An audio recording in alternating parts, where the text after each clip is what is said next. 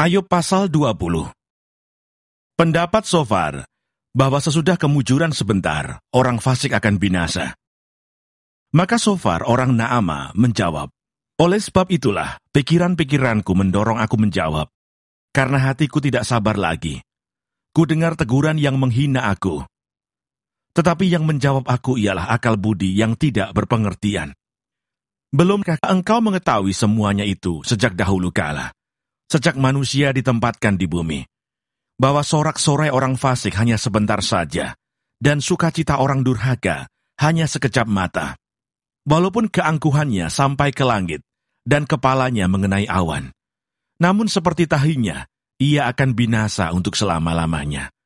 Siapa yang pernah melihatnya bertanya, di mana dia? Bagaikan impian ia melayang hilang, tak berbekas, lenyap bagaikan penglihatan waktu malam. Ia tidak lagi tampak pada mata yang melihatnya, dan tempat kediamannya tidak melihatnya lagi. Anak-anaknya harus mencari belas kasihan orang miskin, dan tangannya sendiri harus mengembalikan kekayaannya. Tulang-tulangnya boleh penuh tenaga orang muda, tetapi tenaga itu pun akan membaringkan diri bersama dia dalam debu. Sungguh pun kejahatan manis rasanya di dalam mulutnya, sekalipun ia menyembunyikannya di bawah lidahnya, menikmatinya serta tidak melepaskannya, dan menahannya pada langit-langitnya. Namun berubah juga makanannya di dalam perutnya, menjadi bisa ular tedung di dalamnya. Harta benda ditelannya, tetapi dimuntahkannya lagi.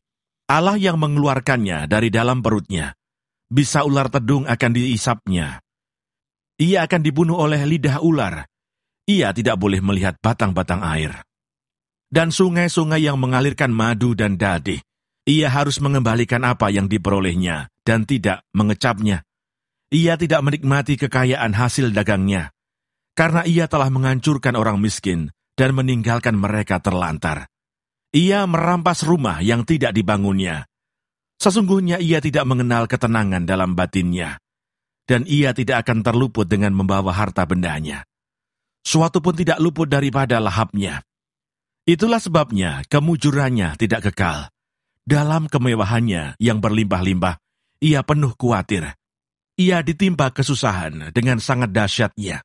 Untuk mengisi perutnya, Allah melepaskan ke atasnya murkanya yang menyala-nyala, dan menghujankan itu kepadanya sebagai makanannya. Ia dapat meluputkan diri terhadap senjata besi, namun panah tembaga menembus dia. Anak panah itu tercabut dan keluar dari punggungnya. Mata panah yang berkilat itu keluar dari empedunya. Ia menjadi ngeri. Kegelapan semata-mata tersedia bagi dia. Api yang tidak ditiup memakan dia, dan menghabiskan apa yang tersisa dalam kemahnya. Langit menyingkapkan kesalahannya, dan bumi bangkit melawan dia. Hasil usahanya yang ada di rumahnya diangkut. Semuanya habis pada hari murkanya. Itulah ganjaran Allah bagi orang fasik, milik pusaka yang dijanjikan Allah kepadanya. Ayub pasal 21. Pendapat Ayub bahwa kemujuran orang fasik kelihatannya tahan lama. Tetapi Ayub menjawab, dengarkanlah baik-baik perkataanku, dan biarlah itu menjadi penghiburanmu. Bersabarlah dengan aku akan berbicara. Sehabis bicaraku, bolehlah kamu mengejek. Kepada manusiakah keluhanku tertuju? Mengapa aku tidak boleh kesal hati? Berpalinglah kepadaku, maka kamu akan tercengang dan menutup mulutmu dengan tangan. Kalau aku memikirkannya, aku menjadi takut dan gemetarlah tubuhku. Mengapa orang fasik tetap hidup menjadi tua, bahkan menjadi bertambah-tambah kuat? Keturunan mereka tetap bersama mereka, dan anak cucu diperhatikan mereka.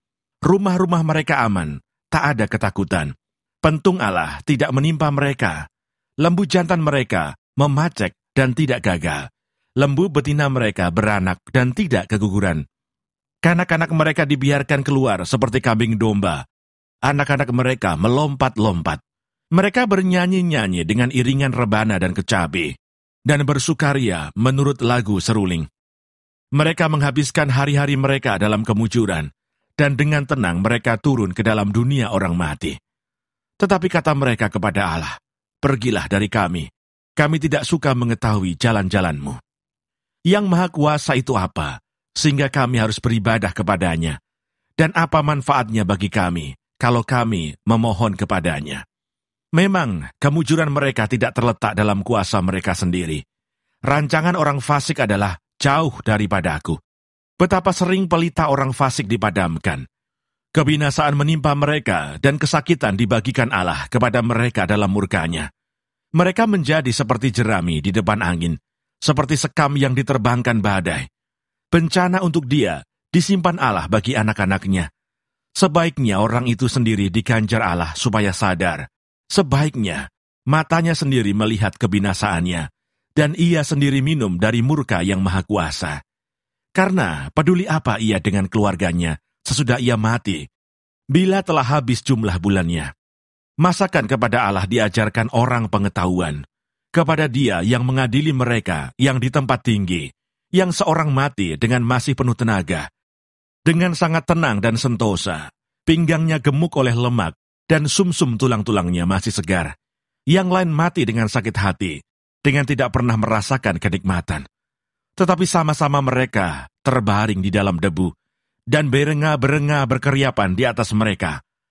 Sesungguhnya aku mengetahui pikiranmu, dan muslihat yang kamu rancangkan terhadap aku.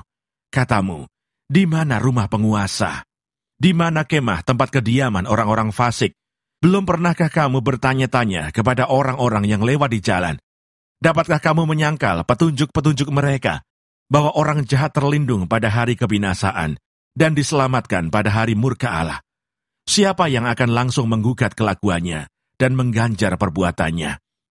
Dialah yang dibawa ke kuburan, dan jiratnya dirawat orang. Dengan nyaman ia ditutupi oleh gumpalan-gumpalan tanah di lembah.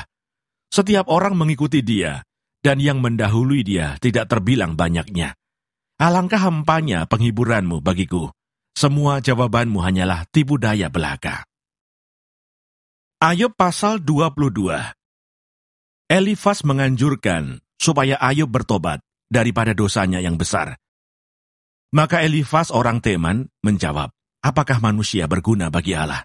Tidak, orang yang berakal budi hanya berguna bagi dirinya sendiri. Apakah ada manfaatnya bagi Yang Maha Kuasa kalau engkau benar, atau keuntungannya kalau engkau hidup saleh? Apakah karena takutmu akan Allah, maka engkau dihukumnya dan dibawanya ke pengadilan? Bukankah kejahatanmu besar dan kesalahanmu tidak berkesudahan?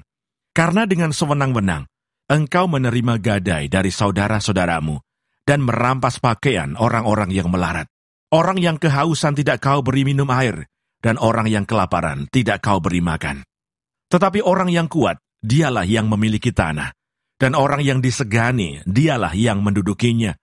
Janda-janda kau suruh pergi dengan tangan hampa, dan lengan yatim piatu kau remukkan. Itulah sebabnya engkau dikelilingi perangkap, dan dikejutkan oleh kedahsyatan dengan tiba-tiba.